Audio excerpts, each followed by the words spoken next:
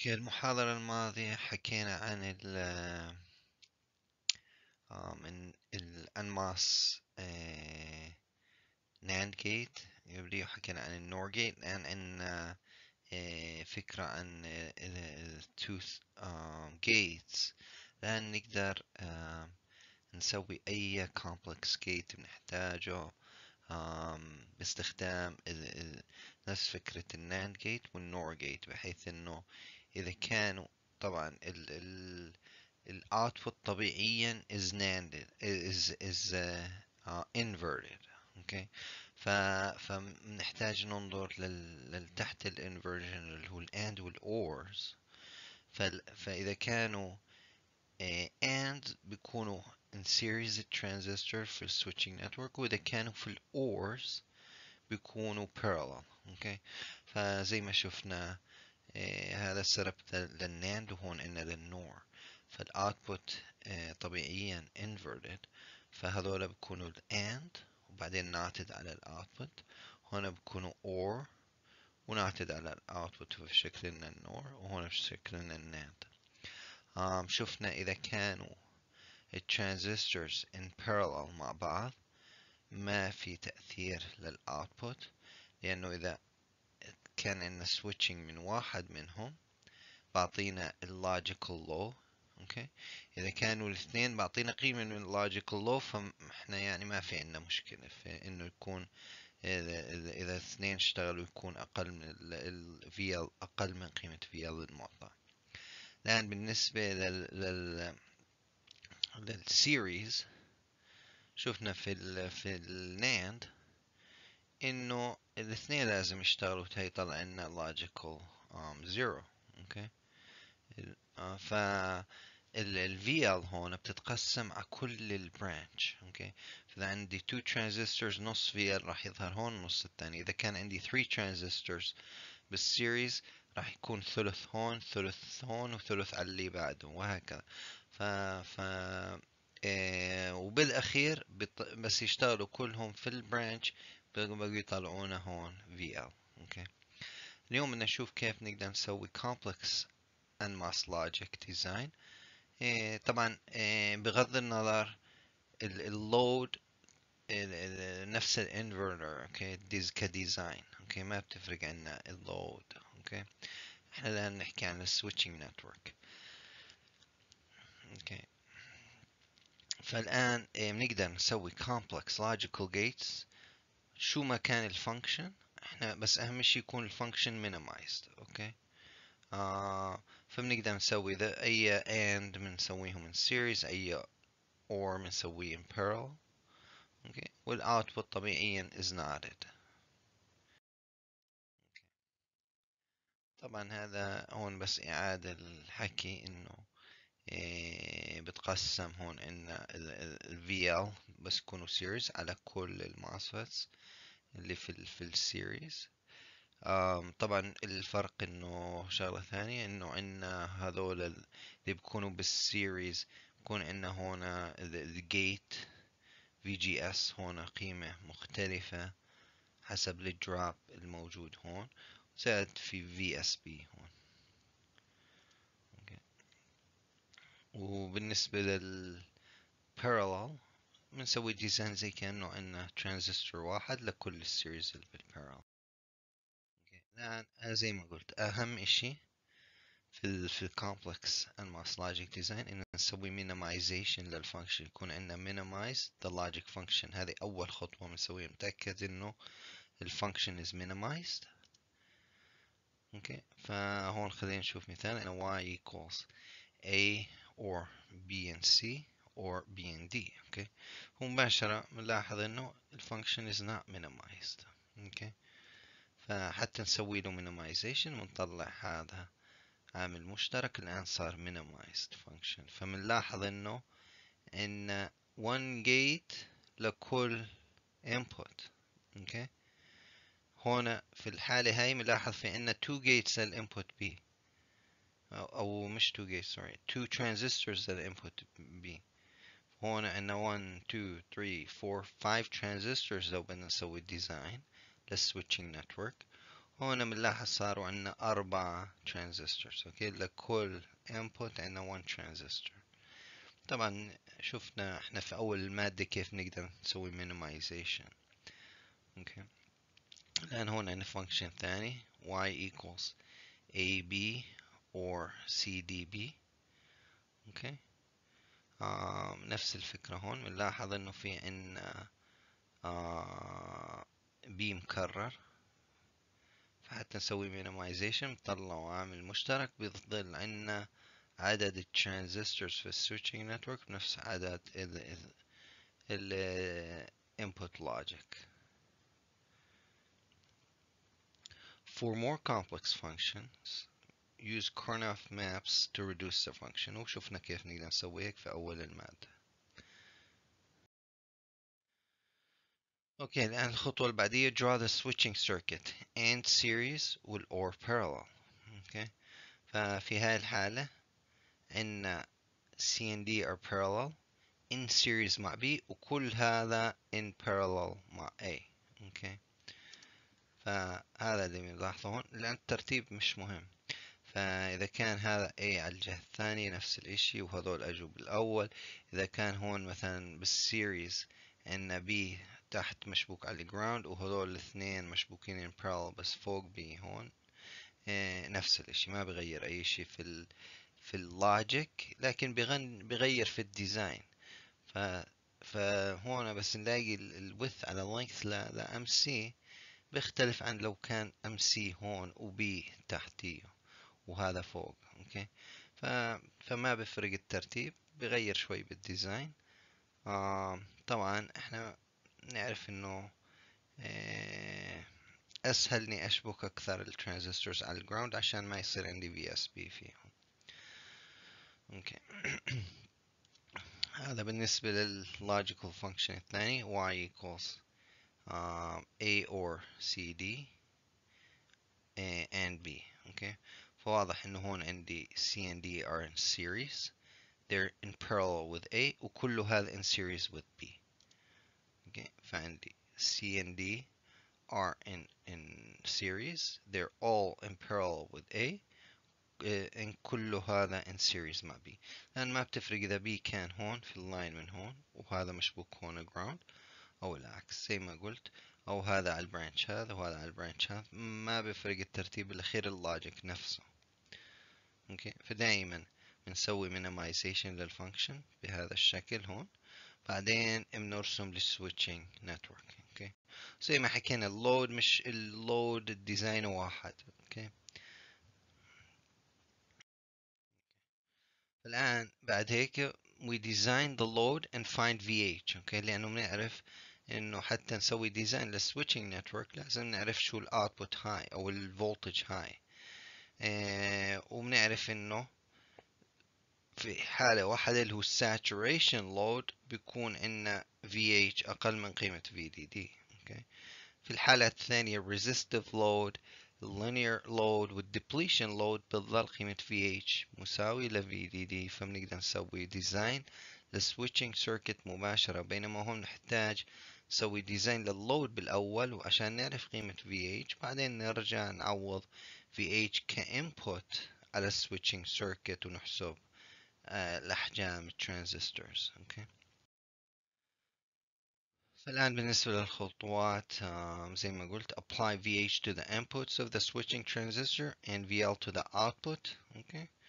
Use the longest path between the output and the ground to divide VL over. Okay. هذه نقطة ثانية. الآن بعد ما أن رسمنا ال switching circuit نحتاج أن نقسم VL على أطول path، يعني اللي فيه أكثر transistors، بحيث انه نقسم VL عليه بالتساوي زي كأنهم كلهم سيريز مع بعض بغض النظر عن الكومبينيشن بينهم. اوكي، وبناء عليه then use Kirchhoff's voltage law to find the voltages for the rest of the switching transistors. اوكي، لانه الان انا اخذت اطول path وقسمت VL عليه. الان في عندي transistors ثانيين parallel مع هذا الباث، parallel مع ترانزستور معين بده يكون كونهم parallel مع بعض بده يكون عليهم نفس الفولتجز وهكذا. For the switching transistor with VSB not equal to 0 لأنه راح يظهر عندنا كثير transistors السورس تو بيس تبعهم لأنهم مش مشبوكين على الجراوند نهايتهم السورس مش مشبوك على الجراوند راح يكون في عندي voltage difference ما بين السورس والبيس إلهم اوكي فاعتمادا على هذا الفولتج لازم نحسب ال VTN أو النيو threshold voltage إلهم اوكي بعد هيك بنحسب ال width على length ratio لكل ترانزستور اوكي واللي بدنا نلاحظه إذا كانوا transistors parallel مع بعض راح يكونوا نفس الحجم عشان يمشوا نفس التيار. كيف خلينا نشوف هون عندنا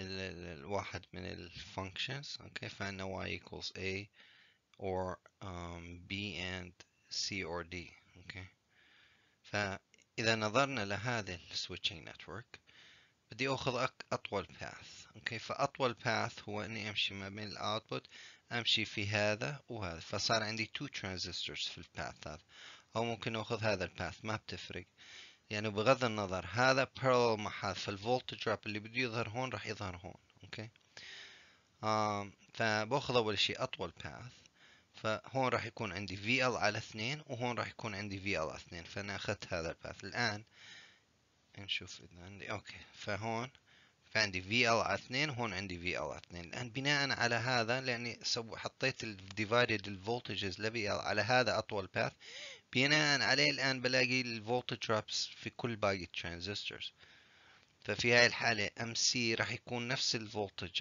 اللي موجود على MD اوكي لأنهم الاثنين parallel مع بعض فهون عندي VL على 2 الآن MA راح يكون الفولتج دروب كله اوكي فراح يكون VL على 2 زائد VL على 2 هذول الاثنين باستخدام كيركهوف's فولتج هون باللوب هذه راح يكون MA عليه VL اوكي في هاي الحالة عندي كل الفولتج دروبس اللي هم كل VDS لكل ترانزستور في هاي الحالة الآن في عندي أطول باث ما في عندي غير باث واحد مش زي الحالة اللي قبل هذا راح يكون أطول باث هيك اوكي فعندي ثلاثة ترانزستورز في هذا الباث ف VL بده يكون مقسم على ثلاث لكل ترانزستور فعندي هون VL على ثلاث VL على ثلاث وبعدين هون عندي VL على ثلاث اوكي بعد ما سوينا هذا الباث اوكي بقدر الاقي ظل عندي هذا الترانزستور ففي عندي هون VL على ثلاث هون في عندي VL على ثلاث فعندي باستخدام كيركهوف's فولتج في هذا اللوب راح MA يكون عليه 2 VL على ثلاث اوكي هو نفس الفولتج دروب بين هذا يعني مجموع هذا الفولتج دروب يظهر هون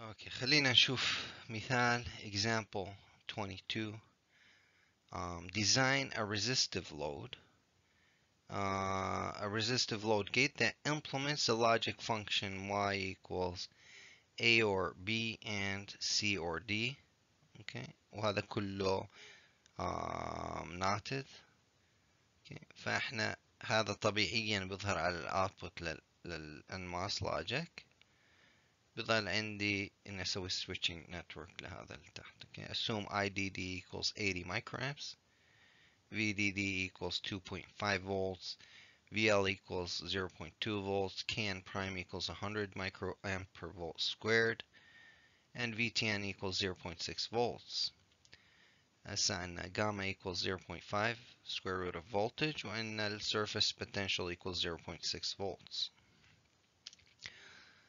اوكي فالآن هون عندنا resistive load وهون عندنا switching network اوكي نقدر نحسب ال resistive load مباشرة فعندنا R equals VDD minus VL اوكي على ID هذا بعطينا 2.5 minus 0.2 على 80 microamps بيطلع لنا R equals 28.8 K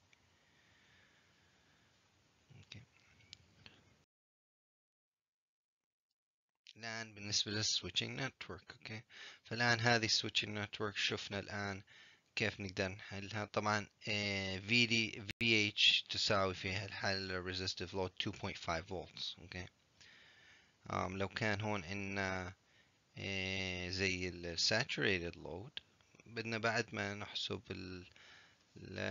اللود إن نحسب ال VH. أوكي، هون معروف إنه VH نفس قيمة الباور سبلاي، لأن زي ما سوينا قبل أطول باث راح يكون هيك أو هيك، فعنا 2 transistors في أطول باث بنقسم VL على 2. أوكي. أوكي. طبعا هذا بالنسبة للإنبوت هاي. أوكي، 2.5 فولت، عندنا هناك 0.2 فولت، فبنقسم الآن 0.1 فولت اللي هي 0.2 على 2 على هذا الترانزستور وعلى هذا الترانزستور اللي هو أطول باث، لأن هذا parallel مع هذا فراح يكون هون عندي 0.1 فولت، وهذا مجموع كل ال 2 paths اللي هون، أو الفولتج بين هون وهون، أو واقعين الفولتج ما بين هون وهون اللي هو 0.2. أوكي. فالآن خلينا نبلش في أول ترانزستور اللي هو MB، هذا اللي هون. اوكي، بدنا نحسب حجمه. اوكي، لانه واضح انه هون في عندي VSB، فبحتاج اني احسب له threshold voltage بالاول. الباقيين MA MC و MD ما بحتاج احسب threshold voltage لانه كلياتهم under zero bias ما بين VSB. اوكي. فهون عندي threshold voltage بالنسبة لهذا الترانزستور راح يساوي 0.6 plus 0.5 times the square root of الآن هون VSB راح يكون ما بين هذه النقطة وهذه النقطة اللي هو 0.1 volts. اوكي، زائد 0.6 minus the square root of 0.6 بيطلع لنا 0.63 volts. اوكي، الآن نقدر نحسب الفولت الويدث على length ratio. اوكي، هون عندنا واضح التيار يساوي 100 microamps per volt squared اللي هو كين برايم. اوكي، الآن هون بدنا ننتبه. فالآن عندنا الجيت فولتج، فالجيت فولتج VGS الجيت تو سورس فولتج اللي هو راح يكون ال VG minus VS. اوكي، راح يكون 2.5 minus 0.1 بيطلع لنا 2.4 volts minus threshold voltage اللي حسبناه هون minus الآن VDS 0.1 volts على 2 ضرب 0.1 volts. اوكي، فالآن نقدر نحسب الويدث على اللينث يساوي 4.65 على 1. اوكي، هذا هون أول ترانزستور. خلينا نحسب الآن MC و MD كونهم الاثنين parallel مع بعض راح يكونوا نفس الحجم. اوكي، لأنه الاثنين عندهم نفس الكونديشنز، نفس الفولتجز عليهم، نفس الانبوت. ف كونه كمان زيرو بايس راح نستخدم threshold voltage هون 0.6. عندنا الانبوت هون 2.5 volts، فعندنا 2.5 volts VGS minus الآن VDS اللي هو 0.1 على 2 ضرب 0.1. اوكي، فبطلع لنا الويدث على اللينث ل MC يساوي الويدث على اللينث ل MD، هذا يساوي 4.32 على 1. اوكي، الآن بيظل عندنا آخر إشي MA. طبعا كله نفس المعادلة. هون عندنا 2.5 volts minus 0.6 لأن اختلف هون عندنا VDS هون ل MA 0.2 volts divided by 2 times 0.2، فبيطلع لنا الويدث على اللينث ل MA 2.22 على 1. اوكي، فالآن هذا الفاينل خلنا نقول ديزاين لهذا الكومبلكس جيت. اوكي، في نفس الطريقة. طبعا الآن الأمثلة اللي راح نمشي فيها خليها للمحاضرة الجاية.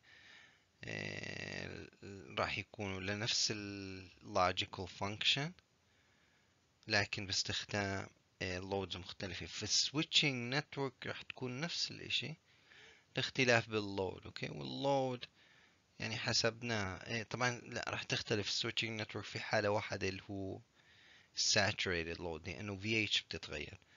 غير هيك اللي هو عندنا linear load وال depletion load راح يطلع لنا نفس الديزاين هون، لأنه ما بيختلف عنا أي إشي في الانبوت فولتج. أوكي، أو ال VH. أوكي، بنوقف هون اليوم. المحاضرة الجاي إن شاء الله بنكمل ال كل الأمثلة تبعت هذه السيركت، هذا الكومبلكس أو اللوجيكال فانكشن. وبعدين راح نشوف كمان مثال عليه